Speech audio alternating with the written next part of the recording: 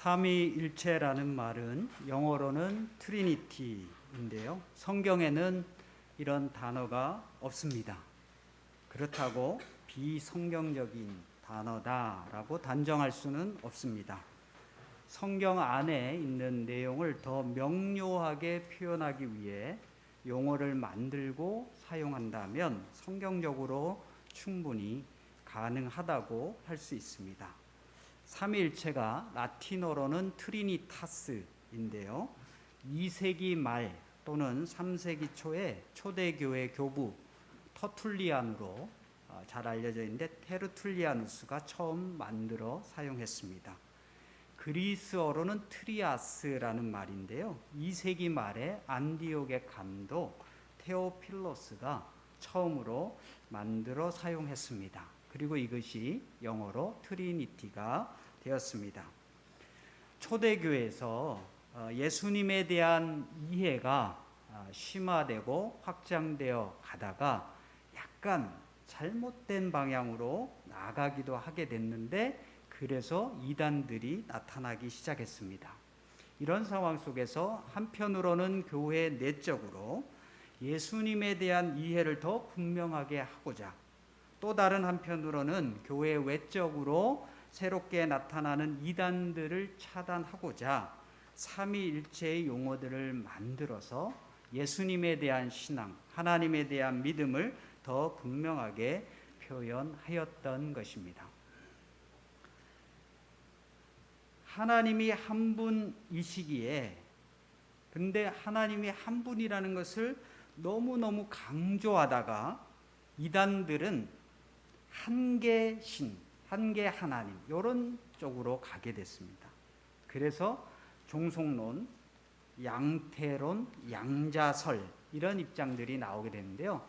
종속론이라고 하는 것은 아니 구약에 있는 성부 하나님이 최고의 하나님인데 예수님도 하나님이라고 한다면 그럼 하나님이 둘 아니냐. 그러니까 예수님은 인간보다 천사보다 뛰어나다고 하더라도 하나님 아버지보다는 조금 못한 종속적인 그게 이제 종속론이 되겠고요.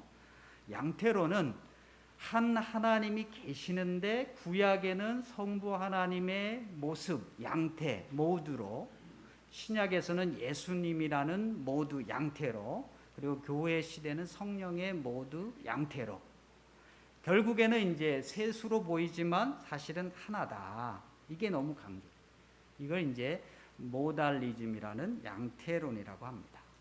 양자설이라는 것은 예수님이 본래 존재론적으로 신이라기보다는 성령의 권능, 이게 디나미스인데요. 성령의 권능에 의해서 신적 존재가 된 거지. 이게 이제 양자설입니다. 이런 입장들이 이제 교회 회의에서는 이단들로 규정이 되었고요. 또 그 외에도 성부도 하나님, 성자도 하나님, 성령도 하나님, 그러니까 세 하나님들, 세 개의 다른 신들이다라고 주장하는 삼신론이라는 이단도 생겨났습니다. 그러기에 교회 내외적으로 뭔가 정확하게 우리의 신앙을 표현해야 할 필요성이 대두되게 됐죠. 이러한 흐름이 4세기에 가면 325년부터 당시 로마 제국 하에 세계 교회 대표들이 모인 교회 회의, 그것은 이제 에큐메니칼 공회, 카운슬이라고 합니다. 이것을 이제 개최하기 시작하여 교리를 하나씩 확정해 가게 되었고 거기에서 예수님에 대한 신앙이 분명해지고 그걸 바탕으로 해서 삼위일체론이 교리적으로 확정이 됐습니다. 근데 이런 상황 속에서 어떤 이들은 교리는 도그마라고 하는 것은 325년 이후, 그러니까 4세기 이후에 교회 회의를 통해서 된 것이니까 이 교리는 비성경적이거나 우리가 굳이 따르지 않아도 되지 않는 거 아니냐 이렇게 말씀하는 분들이 계시는데 이거는 좀 오해입니다. 왜냐하면 로마 제국의 상황 하에서 교회 전체 대표들이 모일 수 있었던 것은 겨우 4세기 이후에나 가능했기 때문이죠. 잘 아시듯이 313년 밀라노 칙령을 통해서 로마 황제가 기독교를 공인하기 시작하게 됩니다. 4세기 후반에 가면 이제 국교로까지 정하시는데요. 그럼 313년 이전에는 공인되지 않은 종교였기 때문에 때로는 순교, 때로는 핍박의 상황이 있었습니다. 그렇기 때문에 전 세계 교회 대표들이 모일 수 있다? 그전에는 모일 수가 없었던 것이죠. 이렇게 보면 교리라고 하는 것은 갑자기 하늘에서 4세기에 떨어진 것이 아니라 이미 1세기, 2세기, 3세기 초대교회 교회들이 믿고 예배하고 고백했던 그 내용들을 더 분명하게 하면서 삼일체론이 더 교리적으로 확정이 된 것입니다. 자, 이렇게 본다면 교리라고 하더라도 성경적인 근거나 내용의 바탕이 있다면 얼마든지 우리가 따라갈 수 있고 믿을 수 있다라고 하는 거죠. 물론 교회 권력, 교권에 의해서 때로는 잘못된 교리들이 생겨나기도 합니다. 그런 것들은 이제 시간이 지나면서 자체적으로 수정되고 비판되기도 하죠. 저는 오늘 본문 말씀을 통해서 1세기에 기록된 성경 본문 안에 삼위일체 하나님에 대한 이해가 이미 반영되어 있다. 그리고 그 흔적들과 실마리들이 이미 성경 안에 담겨져 있다 하는 점을 말씀드리고자 합니다. 또한 삼위일체 교리가 단지 이론적이고 추상적이고 사변적인 교리가 아니라 실제로 우리의 신앙의 삶과 경험에 매우 밀접하게 관련되어 있다 하는 점을 말씀드리고자 합니다. 여러분이 잘 아시는 찬송가 3장, 4장, 7장의 가사는요, 찬송가 곡이 잘 보시면 오선지 그린 거 왼쪽 위에 잘 보시면 글로리아 파트리, 아버지께 영광이, 이런 표현이 돼 있고, 트러디셔널, 전통적인 가사인데 세컨드 센츄리, 2세기라고 되어 있습니다. 그 얘기는 3장, 4장, 7장의 가사는요, 2000년 전 2세기 100년대부터 시작된 찬송가 가사예요. 오늘 그릇두기 교회 오니까 문지영 감독님께서 작사하신 삼일체 있더라고요. 그래서 아주 반가웠습니다. 제 전공이 삼일체라서. 그러니까 2세기 찬송, 교회 예배의 찬송 안에 이미 가사적으로 삼일체는 단어 쓰지 않아도 성부 하나님, 성자 하나님, 성령 하나님께 영광과 찬송을 올려드리는, 즉 성부를 하나님으로, 성자를 하나님으로, 성령을 하나님으로 이해하고 고백하는 신앙 예배가 이미 잡혀져 있었다고 하는 것. 그건 교리로 4세기 결정되기 훨씬 이전에 있었고, 오늘 본문은 1세기에 기록된 성경 본문인데도 그런 흔적을 충분히 우리가 볼 수 있다고 하는 점입니다.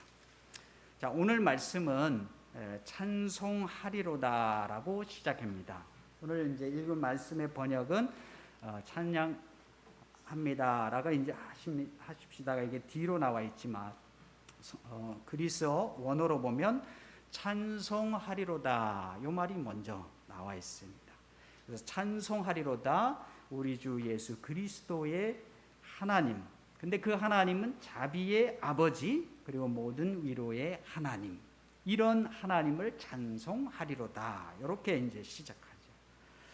그래서 오늘 말씀처럼 저희가 신앙생활 안에서 늘 찬송할 수 있기를 바랍니다. 좋은 일이 있을 때도 찬송하고, 물론 어려운 일이고 아픈 일이 있을 때는 힘들지만 그래도 하나님을 찬송할 수 있는 저희 모두가 되기를 바랍니다.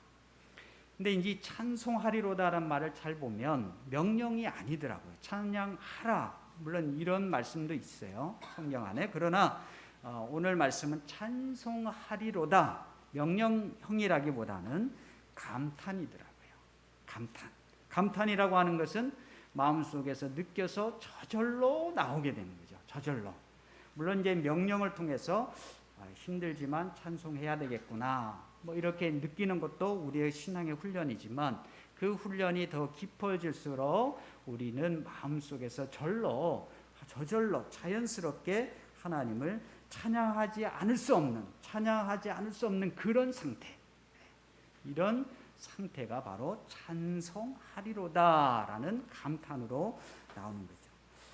그러면 어떻게 하면 이런 상태가 되느냐 하는 거죠. 그러나 오늘 본문을 통해서 보면 예수 그리스도의 하나님, 이 말은 정확하게 보면 바로 예수 그리스도를 통해서 보여주신, 예수 그리스도를 통해서 드러나신, 계시되신 그 하나님의 모습을 정확하게 알면 우리가 찬송하지 않을 수 없다 하는 그런 의미로 생각할 수 있습니다.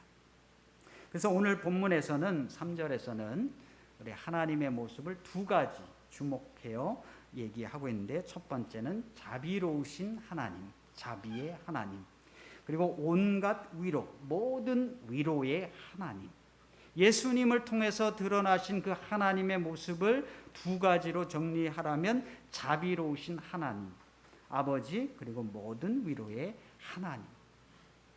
이것이 예수님께서 이 땅에 오셔서 우리에게 알려주신 바로 그 모습이랍니다. 자비와 위로, 자비와 위로의 하나님 아버지를 우리가 이해하고 깨닫고 발견한다면 찬양하지 않을 수 없는 그런 상태가 되는 거죠. 저는 이 구절을 통해서 우리가 하나님을 생각하는데 굉장히 중요한 통찰을 준다라고 하는 거죠. 예수님을 통해 우리에게 드러나신 하나님은 무서운 하나님이 아니라는 겁니다. 무관심한 하나님, 냉담한 하나님 아니라는 겁니다. 내가 고난과 고통, 슬픔과 아픔, 눈물 속에 있을 때 난 너랑 상관없어, 이런 하나님이 아니라는 거죠. 우리 하나님은 예수님을 통해서 보여주신 그 하나님의 모습은 자비, 위로의 하나님입니다. 그러니 감탄, 찬송하리로다, 감탄하지 않을 수 없다는 것입니다. 자비라는 말을 영어 성경으로 보니까 compassion으로 번역이 되어 있습니다. compassion이라는 이제 기독교 단체도 있긴 있는데요. com은 함께라는 뜻이죠. 함께. 근데 passion이라는 말은 굉장히 중요한 단어인데, passion, 열정으로도 번역이 되기도 하지만 정확한 뜻은 주변 환경에 영향을 받아서 느끼는 겁니다. 느끼는 거죠. 그래서 고난이라고, 순환이라고 번역하는 이유도 예수님이 고난을 당하셨잖아요. 그래서 그거를 Passion of Christ, 그리스도의 고난, 이렇게 이제 번역을 하는 거예요. 그러니까 compassion은, 자비라고 번역되는 compassion은 함께 느끼신다, 함께 고통을 당하신다, 이런 의미입니다. 자비의 아버지란 우리와 함께 느끼시는 하나님 아버지, 우리의 아픔과 고난과 고통과 환난을 함께 느끼시는 하나님, 이런 뜻입니다. 이 단어가 신약 성경의 그리스어로는 오이크티르모스라고 하는데요. 또 요게 구약에는 어떻게 해당이 되냐면 라함이라는 히브리어로 됩니다.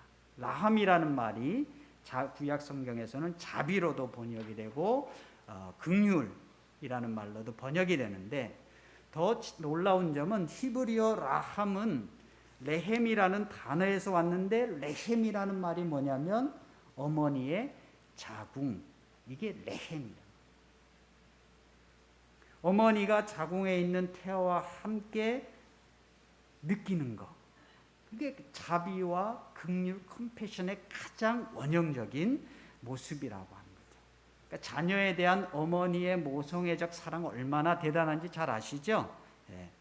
초등학교 입학식에 아이들이 수천 명 있어도 내 아이는 보인다, 안 보인다? 어머니에게는 보이죠. 아버지에게는 잘 안 보이는 것 같아요. 논산훈련소에 수천 명의 군인들이 있어도, 똑같은 머리에 똑같은 제복을 입고 있어도 자기 아들은 어디에 있다? 보입니까? 안 보입니까? 어머니는 보이죠. 네. 아버지는 한참 찾아야 될 건데요. 네. 그러니 성경은 하나님의 모습을 구약에서는 히브리어로 레헴, 라함 이렇게 표현하면서 하나님 아버지의 그 사랑을 모성애적 사랑으로 표현하고 있고, 그것이 오늘 신약에서 자비의 아버지라고도 표현되고 있는 겁니다.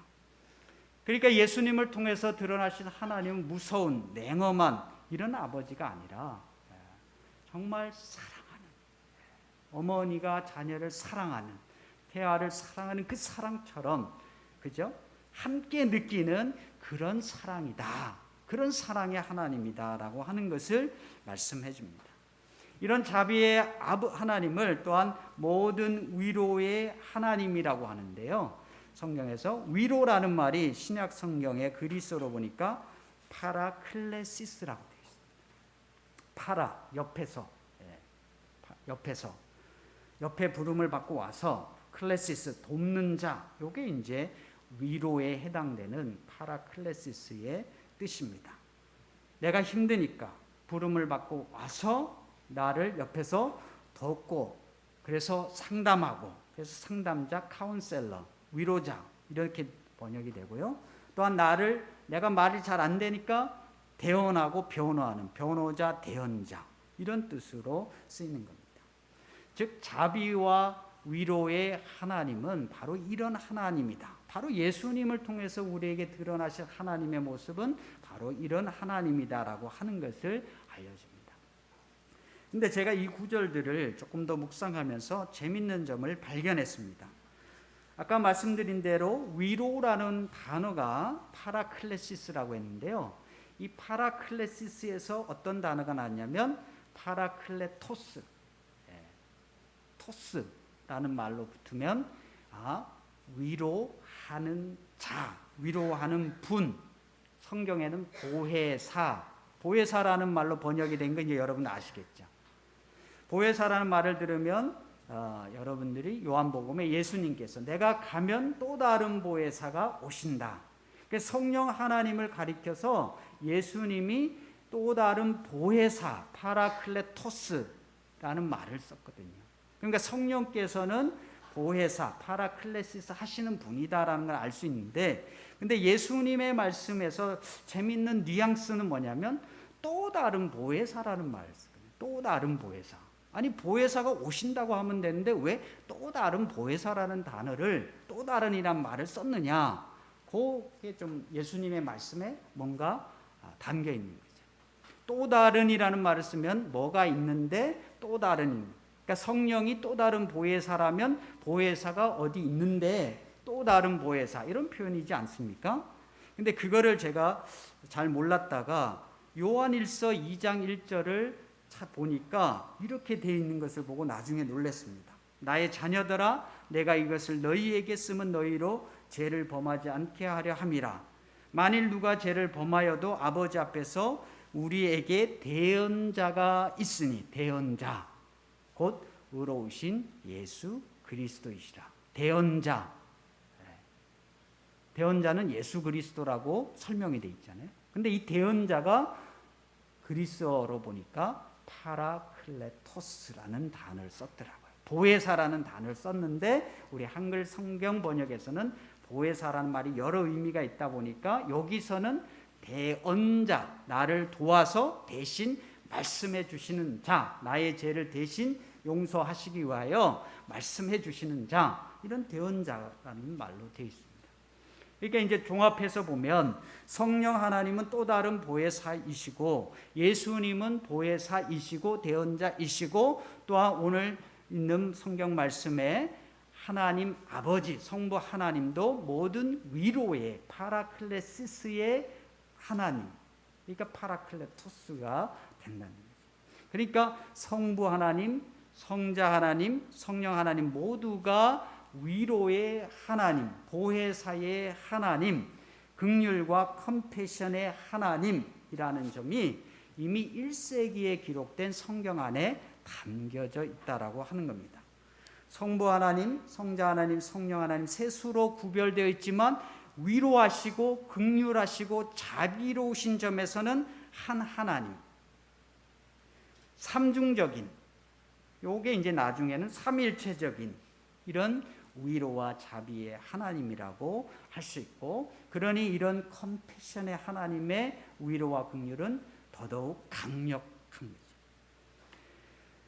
그래서 로마서 8장 26절에서 39절을 보면 이게 또 어떻게 반영되어 있는지 알 수가 있습니다. 26절에 성령도 우리의 연약함을 도우시나니, 성령이 바로 보혜사이시니까, 또 다른 보혜사이시니까 우리의 연약함을 도우시죠.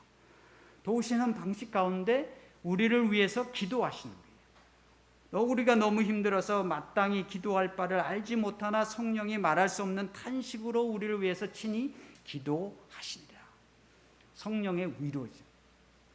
근데 이 성령의 위로가 조금 더 살펴보니까 27절, 성령께서 혼자 알아서 스스로 기도하시는 정도가 아니라 성령이 하나님의 뜻대로, 성령이 하나님 아버지의 뜻대로 성도를 위해서 간구 중보기도 하십니다. 그러니까 성령께서 우리를 기도하시는데 이 성령의 마음을 하나님 아버지가 아시고 또 하나님 아버지의 뜻대로 성령께서 우리를 위해서 기도하시는 거죠. 우리가 힘들 때 성령의 위로의 기도는 성령만이 하시는 것이 아니라 성부 하나님이 함께 하신다. 그럼 성자 하나님은 어디요?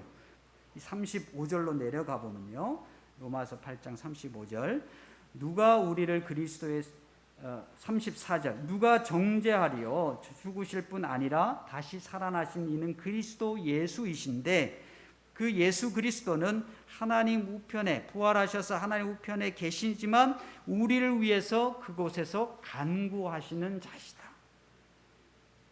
부활하신 예수님께서 하나님 우편에 앉아 계시면서 우리를 위해서 함께 기도하신다. 로마서 8장 26절은 성령에 관한 얘기이지만 조금 더 확대해서 보면 성령의 기도는 성부 하나님의 뜻대로 하는 기도니까 하나님 아버지가 함께 하시고 또한 성자 하나님 예수 그리스도도 하나님 우편에 계시면서 우리를 위해서 기도하시죠. 그러니까 성부와 성자 성령께서 삼중적으로 우리를 위해서 기도하시는 기도, 위로의 기도, 중보 기도, 그죠? 대단히 강력합니다. 그래서 로마서 8장 마지막 구절에서 누가 우리를 그리스도의 사랑에서 끊으리요? 아무것도 못 끊는. 그래서 38절, 내가 확신하노니 예수 그리스도 안에 있는 하나님의 사랑에서 어떤 피조물이라도 우리를 끊을 수 없습니다라는 확신을 강하게 가질 수밖에 없고, 그렇기 때문에 우리가 이런 하나님을 알면 찬양하지 않을 수 없는 거죠. 그러면 성부와 성자 성령 하나님이 각각 구별되지만 위로와 긍휼에 있어서는 한 하나님이 되신다는 것을 조금 더 깊이 들어가 보면 성부와 성자 성령 하나님은 서로 그 관계성이, 릴레이션이 굉장히 강하게 잡혀져 있습니다. 어느 정도 강하냐면 요한복음에서 예수님께서 설명을 하셨죠. 아버지와 나는 하나인데 아버지가 내 안에, 내가 아버지 안에.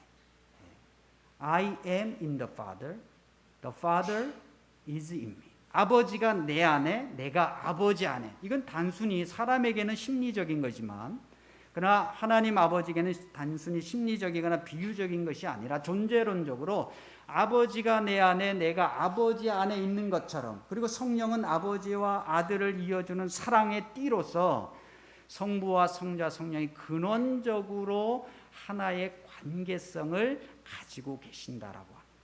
그렇기 때문에 동일하게 위로하시고 동일하게 긍휼을 베푸시고 동일하게 자비하시는 그런 하나님이시다라고 하는 것이 이미 성경 안에 다 반영이 되어 있다라고 하는 것을 오늘 볼 수 있습니다. 그래서 오늘 본문 4절에서는 우리의 모든 환난 중에서 우리를 위로하사, 그러니까 우리가 어떤 환난 가운데 있더라도 어떤 고난 고통 가운데 있더라도 우리를 위로하시는 그 하나님을 분명하게 이해하고 이겨낼 수 있기를 바랍니다. 왜냐하면 그 하나님은 삼일체 컴패션의 하나님이시기 때문입니다. 몇 년 전에 상영했던 영화 중에 오두막이라는 영화가 있습니다. 소설로도 되어 있는데 굉장히 많이 책이 팔렸더라고요. 한국에서는 2009년에 번역되어 팔렸는데 2017년에는 제가 서점 가서 보니까 놀랐습니다. 100세 특별판이 나올 정도니까 어마어마하게 팔린 베스트셀러죠. 뉴기니에서 활동하였던 캐나다 선교사의 자녀 윌리엄 폴 영이 쓴 소설인데 이것을 영화로 만들었습니다. 영화의 내용은 간단합니다. 주인공 맥이라는 아버지가 자녀들을 데리고 캠핑을 갔다가 그 캠핑에서 막내딸이 실종됐어요. 나중에 찾아보니까 유괴되고 살해된 거예요.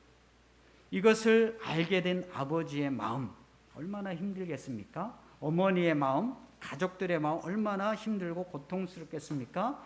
그런데 어느 날 편지가 옵니다. 야, 오두막에서 만나자, 파파. 수신자는 파파. 혹시 범인인 줄 알고 찾아갔습니다. 총까지 준비해서. 그런데 그곳에 갔더니 소설이니까 하나님을 만났습니다. 오두막에서 세 캐릭터를 만나는데 파파, 예수, 살아유, 성부, 성자, 성령 하나님을 상징하는 세 캐릭터를 만나서 대화를 하게 됩니다. 처음에는 대화가 되기 어렵죠. 내 딸이 죽었는데, 내 딸이 유괴되고 살해됐는데 어떻게 하나님 앞에서 대화가 쉽게 나오겠어요? 당신이 하나님이라면 왜 이런 고통을 나에게? 당신은 그것도 몰랐느냐? 전지전능하다며. 뭐 이런 따지는 것부터 시작을 하는데, 그러나 이 대화를 쭉 계속하면서 하나님이 그냥 계신 것이 아니라 나와 함께 하셨구나, 나의 눈물에 함께 하셨구나, 이런 것을 좀 느끼게 됩니다. 가장 인상적인 장면은 저에게 이런 거였습니다. 파파, 예수, 살아유가 이 맥이라는 사람을 어느 에덴 동산 같은 곳으로 데리고 갑니다. 참 멋진 식물들이, 꽃들이 잘 자란 곳이에요. 그때 살아유, 성령이 이렇게 여기서 식물들이 왜 이렇게 잘 자라는지 아느냐? 묻습니다. 모른다. 살아유가 설명하는데 손에 물병이 있었습니다. 조그만 물병.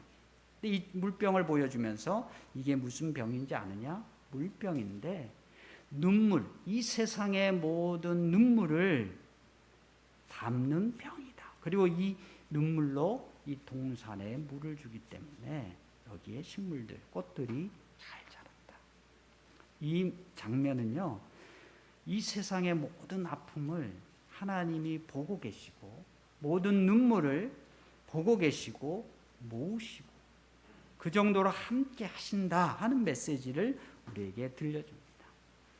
그 장면 이후에는 이제 맥이 또 하나님의 도우심으로 환상, 소설이니까요, 환상 속에서 이제 죽었던 미시를 다시 보게 되고 다시 치유가 되고 회복이 되고 뭐 그런 과정들을 잘 그렸습니다. 어쨌든 이 소설과 영화에서는 바로 하나님은 삼일체 하나님인데 그 삼일체 하나님은 자비와 긍휼의 하나님, 위로의 또한 치유의 하나님이다. 그리고 그 근거 토대로서 삼일체 하나님 사이에는 관계성과 공동체성이 아주 아름답게 잡혀져 있다. 이것을 우리에게 알려주고 있습니다. 근데 사실 현대 신학이, 저희가 이제 조직신학 전공인데 현대 조직신학이 가장 강조하는 하나님의 모습이 바로 이런 하나님의 모습입니다. 컴패션의 삼일체 하나님. 오늘날 현대신학에서는 삼일체론이 굉장히 많이 다루어지고 있어서 책이 어마어마하게 많이 나오고 있습니다. 그래서 삼일체 신학의 르네상스다, 부흥기다라고 하는데요. 그 중에 가장 강조되는 주제가 바로 이런 컴패션의 하나님, 고난당하실 수 있는 하나님, 고난당하시는 하나님만이 우리의 고난을 함께 아파하시고 치유하실 수 있다. 이런 주제입니다. 이런 주제를 좀 더 신학적으로 하게 된 배경에는 유대인 대학살을 경험했던, 그리고 자기 자신이 아버지와 어머니와 누이들이 다 잡혀 들어갔고 자기만 살아남은 그 사람, 엘리 위젤이라는 유명한 사람입니다. 그 사람이 자기의 경험을, 체험을 바탕으로 쓴 자전적 소설이 나이트, 밤 또는 나이트라고 번역되어 있는데요. 이 소설인데요. 이 소설이 1958년도에 불어로, 60년도에 영어로 나와서 굉장한 통찰을 던졌습니다.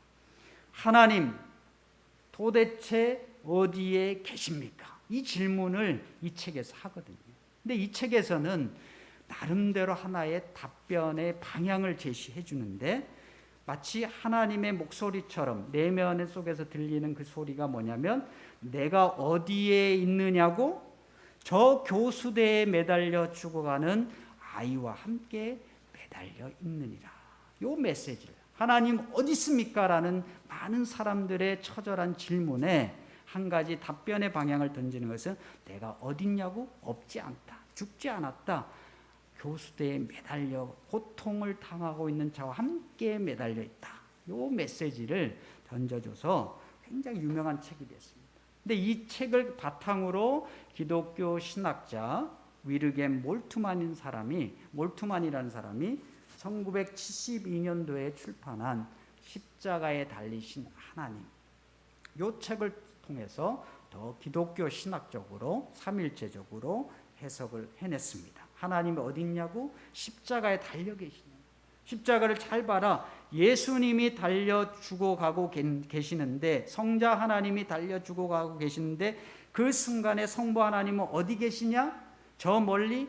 그리고 아들을 보며 잘 죽어라, 이게 아니라, 아들을 이 세상으로 보내셔서 아들이 고통 가운데 죽어가고 있지만, 고통을 당하고 있는데 성부 하나님도 그것을 보시면서 함께 파라클레시스, 고통을 느끼시고 함께 아파하시는 공감의 하나님, 컴패션의 하나님, 그리고 성령은 그 성부와 성자의 사랑에 이어준 띠로서 함께 참여하시는, 그 참여하심으로써 그 고통을 함께 짊어지시는 그런 하나님.